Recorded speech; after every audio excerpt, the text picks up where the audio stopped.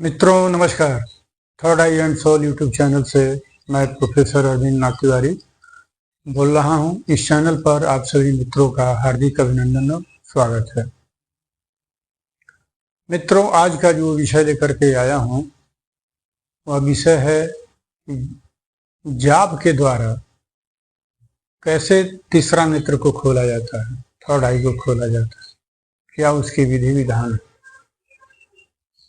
तो उम्मीद है कि अगर वीडियो अच्छा लगे, बढ़िया लगे, तो जो भी हमारे नए साधक हैं चैनल को सब्सक्राइब, लाइक, कमेंट करना नहीं भूलेंगे।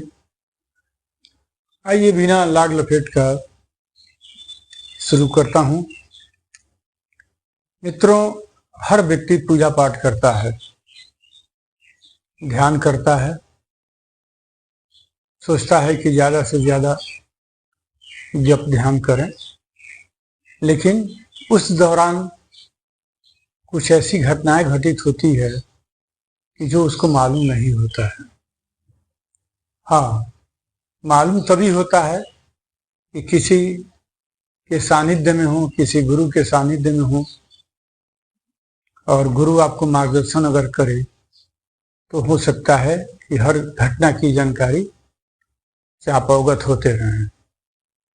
इसलिए कहा गया है कि जीवन में गुरु बनाना अत्यंत अनिवार्य है। साधना अगर करनी हो, केवल सामान्य पूजा पाठ कर लेना है एक माला दो माला तो फिर कोई बात नहीं, लेकिन साधना अगर करनी है, साधक बननी हो, भगवान के शरण में जाना हो, तो गुरु बनाना, गुरु रखना बहुत ही अनिवार्य है। गुरु रहने से बहुत सारे तथ्यों पर आपको मार्गदर्शन मिलेगा और मिलता है, आशीर्वाद मिलता है। आपकी जहां कमी होती है वहां गुरु पूरा कर देता है। और जिसको गुरु नहीं होता है वो तो भगवान शिव को गुरु मान लेते हैं, अपना करते हैं। तो चलिए शुरू करते हैं वीडियो को। कि व्यक्ति जब जाप करना शुरू करता है तो किसी किसी साधक को एक माला करने में ही, दो माला करने में मन भर जाता है और माला रख देता है, उसकी पूजा पाठ होगी, कोई बात नहीं। किसी का मन उससे ज्यादा आगे बढ़ता है कि नहीं, आज कल 2 माला किए थे, आज 10-11 माला करेंगे। अगर उत्साह बढ़ गई, मंत्र देवता की कृपा प्राप्त हो गई, तब समझिए कि ये रुझान होता है। 10-11 माला आप जाप कर लिए, बैठे। तो जाप के दौरान कुछ शर्त है, अगर उन शर्तों पर चलिएगा, अगर साधक हैं तो अगर उन शर्तों पर चलिएगा तो निश्चित है कि जिस उद्देश्य के लिए आप जाप कर रहे हैं उसमें आपके उद्देश्य की सफलता मिलेगी। जाप जब भी करें तो जाप के दौरान पहले अपने गुरु का ध्यान करें, गुरु का जाप कर लें एक माला, फिर गणेश जी का कर लें। उसके बाद हो सके तो आसन को बांध लीजिए और जाप करना शुरू कीजिए। जस्ट जाप शुरू करने के कुछ सेकंड पहले आप प्रयास कीजिए कि सुषुम्ना में आप चले आए, अपने श्वास को सुषुम्ना में कर लीजिएगा तो जाप आपका सफल रहेगा। सुषुम्ना के संबंध में, कैसे सुषुम्ना में आया जाता है, मैं वीडियो बना चुका हूं। प्ले लिस्ट में जाइएगा तो आपको वीडियो मिल जाएगा, वहां से आप जानकारी प्राप्त कर लें। तो सुषुम्ना में आने के बाद से जाप जब करना शुरू करेंगे और ऊर्जा जब शरीर में एकत्रित होनी शुरू होती है तो उस दौरान आपको ध्यान लगना शुरू हो जाता है, जिसे जाप ध्यान या जप ध्यान कहा जाता है। इस ध्यान के कई स्टेज होते हैं और उस स्टेज के हिसाब से आप थर्ड आई के तरफ में जाते हैं, तीसरा नेत्र खुलने के उद्देश्य तक आप पहुंचते हैं। और जाप का भी यूं मानिए कि जाप का भी स्टेज है। जैसा कि पहला स्टेज है मैंने कहा कि आप एक माला 2 माला किए, मन भर गया, मन उबिया हो गया, कोई बात नहीं। फिर दूसरा, अगर जाप संख्या आपकी बढ़ जाती है तो आपके शरीर में दर्द होने लगता है, अर्थात मतलब कमर में दर्द होने लगता है, पैर में दर्द होने लगता है, उच्छृंखलता होनी शुरू होती है कि छोड़ो अब कल करेंगे, और अब पूजा छूट जाते हैं। अगर इस चीज का सहन कर लिए, बर्दाश्त कर लिए, तो आपका दर्द भागना शुरू हो जाएगा।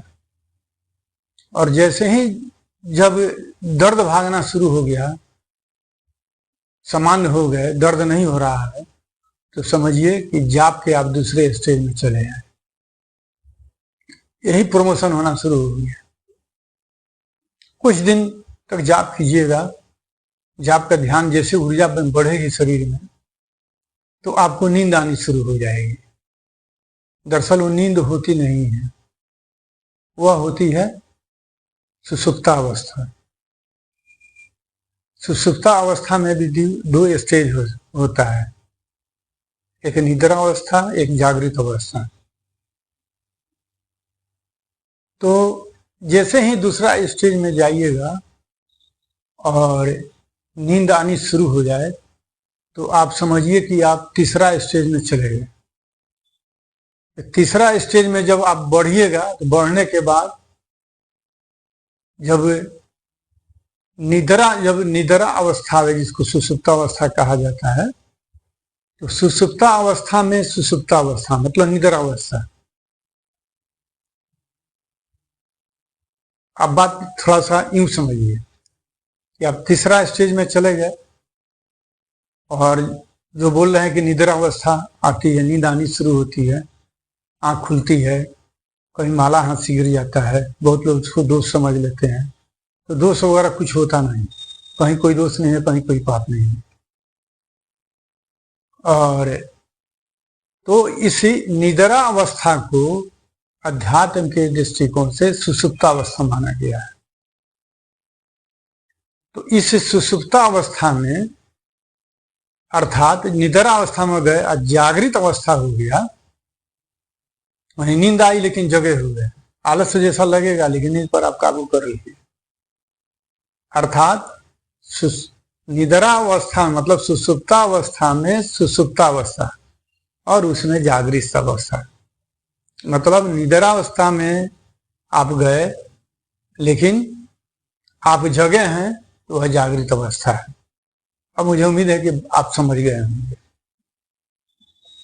और जैसे ही जागृत अवस्था में आप जब चले जाते हैं, तो समझिए आपका ये चौथा स्टेज शुरू हो गया।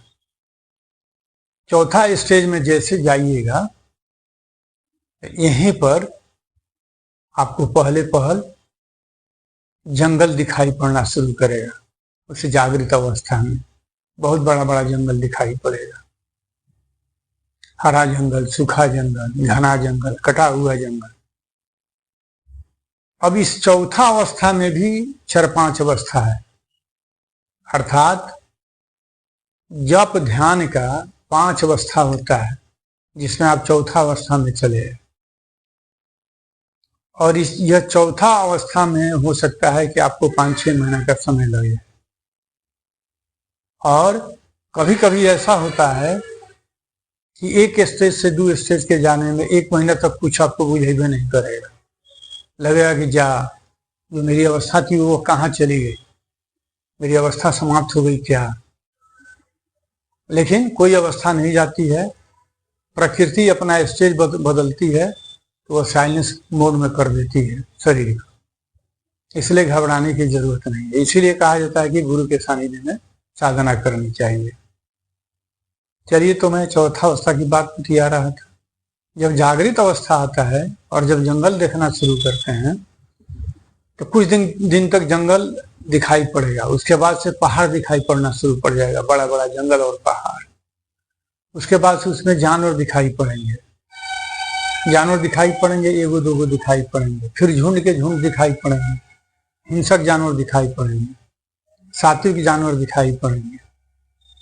तो पहला स्टेज हो गया जंगल, दूसरा स्टेज आपका हो गया पहाड़, और उसमें उसके किनारे किनारे झील, तालाब, नदियां, समुद्र वगैरह भी। फिर चौथा अवस्था में जानवरों में आपको हिंसक जानवर भी आ सकते हैं। पांचवा स्टेज जब आएगा तो आपको सात्विक जानवर दिखाई पड़ेंगे, गाय, बैल, भैंस, ये सब। पहले एगो दो दिखाई पड़ेंगे, उसके बाद से झुंड के झुंड दिखाई पड़ेंगे। और इस दौरान ऐसा भी होता है कि हिंसक जानवर जो दिखाई पड़ते हैं वो चलते हैं हुंकार भर के, तो लगेगा कि आपके शरीर पर कूदेगा। तो यहाँ घबराना नहीं चाहिए, ना भागना चाहिए। अगर भाग गए तो आप डिप्रेशन में चले जाइएगा, पागल हो जाइएगा। इसीलिए मैं कहता हूँ कि जो भी साधना करें, वीडियो बनावे चाहे देखें, करें, वो अपना रिस्क लेकर के करें। हम वीडियो बनाने वाला का कोई रिस्क नहीं है, बताने वाला का कोई रिस्क नहीं, ये तो साधना है, आपकी अपनी रिस्क है। और इसमें जब पांचवा स्टेज आता है तो आपके मंत्र देवता, जिस मंत्र की उपासना आप करते हैं, वह मंत्र देवता दिखाई पड़ते हैं। पहले मूर्ति के रूप में दिखाई पड़ेंगे, छोटी मूर्ति के रूप में, उसके बाद से बड़े मूर्ति के रूप में। और जब शरीर आपका बर्दाश्त करना शुरू करेगा तब वो सजीवता, मतलब आंख मूंदते हुए दिखाई पड़ेंगे। हो सकता है कि केवल पहले जांग दिखाई पड़े, कमर तक दिखाई पड़े, और उसके बाद पूरा शरीर दिखाई पड़े। छोटी अवस्था भी हो सकती है, धीरे धीरे वो बड़ा अवस्था भी हो सकती है। तो जब ये आप 4 स्टेज कंप्लीट कर लेते हैं, अर्थात चौथा में ये 5 स्टेज जब कंप्लीट कर लेते हैं तो अब आते हैं आप 5वां स्टेज में। उस 5वां स्टेज में जब आते हैं तो आपका जो है कपार पर जो है वो दिव्य दृष्टि खुलनी शुरू होती है। और दिव्य दृष्टि कब खुलती है कि जब उसके 5 परत होते हैं, 5 परत की जब सफाया हो जाती है तब 5वां स्टेज में, 4 पहला में तो समझिए कि मांस है, शरीर ऊर्जा गर्मी प्राप्त करती है। दूसरा तीसरा स्टेज में झिंझिनाहट होती है। तीसरा स्टेज में जो है लगता है कि रेंग रहा है कुछ, सबसे फट फट दर्द लगता है, होने लगता है कि यहाँ कोई हथौड़ी चला रहा है, दर्द भी होता है।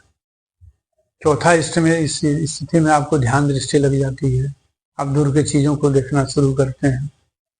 और 5वां स्टेज में आपकी दिव्य दृष्टि खुल जाती है, अर्थात थर्ड आई खुल जाती है। तीसरा नेत्र जो खुलती है वो चंद्रमा के आकार के पर यहाँ पर आती है, तो काफी वो धीरे धीरे प्रकाश बढ़ता चलता है। हो सकता है कि पहले टॉर्च के रूप में दिया, पहले आता है काला अंधेरा गोल, उसके बाद से तब लाइट बढ़नी शुरू होती है टॉर्च की तरह, फिर चंद्रमा आकार की वो लाइट हो जाती है। कालांतर में फिर वो लगता है कि डैश है, स्क्रीन बोर्ड है टीवी की तरह। और इस तरह यहाँ आ करके आपका 5वां स्टेज पूरा होता है। अब ये ध्यान रहे कि आप कितना जाप कीजिएगा कि आपकी तीसरा नेत्र खुलेगा।